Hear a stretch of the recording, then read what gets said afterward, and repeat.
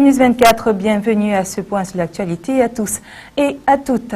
Recherche et innovation, la ministre en charge des domaines évalue et ainsi encourage les responsables et autres chercheurs pour le travail abattu dans l'amélioration des semences du palmier à huile.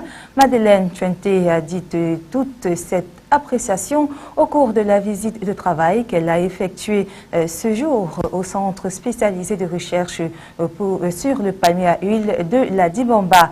Elle y était accompagnée par le préfet du département de la Sanaga maritime, du sous-préfet, celui-là même qui est nouvellement nommé de l'arrondissement de Dizangué. Autoroute Simalène-Yaoundé, parlons des travaux qui vont commencer bientôt. La révélation a été faite ce 23 mai 2013 à l'issue de la descente sur le terrain de la délégation interministérielle constituée des ministres Jean-Claude Boinchou, qui est justement de l'habitat et du développement urbain. Parlons aussi de Patrice Ambassala des travaux publics, de Jacqueline Kung Abiseki et des domaines du cadastre et des affaires foncières, de Abba Sadou, ministre des marchés publics, et de la secrétaire d'État auprès du ministre de l'Habitat et du Développement urbain chargé de l'habitat, Madame Dibong Né Biyong Marie-Rose. Parlons à présent du Sénat. La commission ad hoc est chargée d'élaborer le projet de loi portant un règlement intérieur et aussi du fonctionnement de la Chambre haute du Parlement vient de se réunir après avoir bouclé les travaux le 22 mai 2013.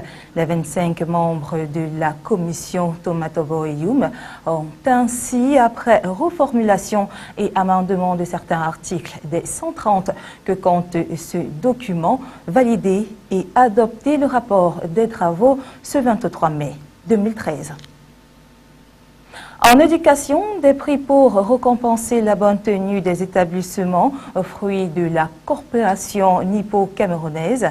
5 écoles du programme don japonais ont reçu argent et du matériel divers pour accentuer l'hygiène et l'entretien des bâtiments de ces lieux de savoir établis dans la région du littoral. C'était ce 23 mai au cours d'une cérémonie solennelle présidée par le gouverneur Joseph Betty Assomo. L'opération ainsi rendue à sa deuxième édition vise à promouvoir tous les efforts d'hygiène dans les dites écoles, afin d'en préserver les infrastructures. En santé, croisade contre les fistules obstétricales, le gouvernement appelle ainsi à la protection de la femme et de la jeune fille. Durant alors 2 à 3 millions de femmes et de filles sont atteintes de fistules obstétricales dans les pays en développement. 50 000 nouveaux cas sont enregistrés chaque année à travers le monde.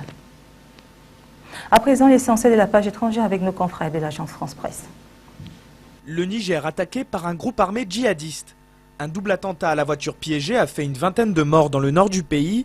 Un kamikaze a également pris plusieurs militaires en otage.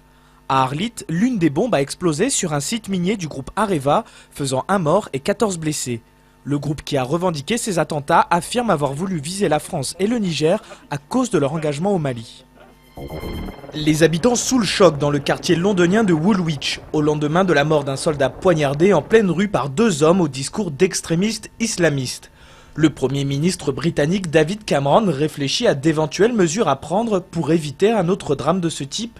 Il a par ailleurs dénoncé une attaque contre la Grande-Bretagne, mais aussi une trahison de l'islam. John Kerry en visite au Proche-Orient pour relancer le processus de paix. Le secrétaire d'État américain a rencontré le Premier ministre israélien Benjamin Netanyahou, puis le président palestinien Mahmoud Abbas. L'objectif est de relancer les négociations de paix gelées depuis près de 3 ans. Israël et les Palestiniens continuent à s'accuser mutuellement de repousser la relance du dialogue. Mobilisation de la dernière chance pour les salariés de Virgin. Le tribunal de commerce de Paris leur a accordé jusqu'au 10 juin pour examiner les offres de reprise. Il a jugé que les offres actuelles n'étaient pas satisfaisantes. Mais l'espoir reste mince pour les salariés après le retrait du principal repreneur. L'enseigne Virgin est en redressement judiciaire depuis la mi-janvier. Georges Moustaki s'est éteint. L'inoubliable auteur de Milord et du Métèque est décédé des suites d'une maladie respiratoire. Il avait 79 ans. Moustaki avait écrit pour les plus grands, de Barbara à Reggiani. Le monde de la chanson salue aujourd'hui le talent immense de celui que l'on surnommait le pâtre grec.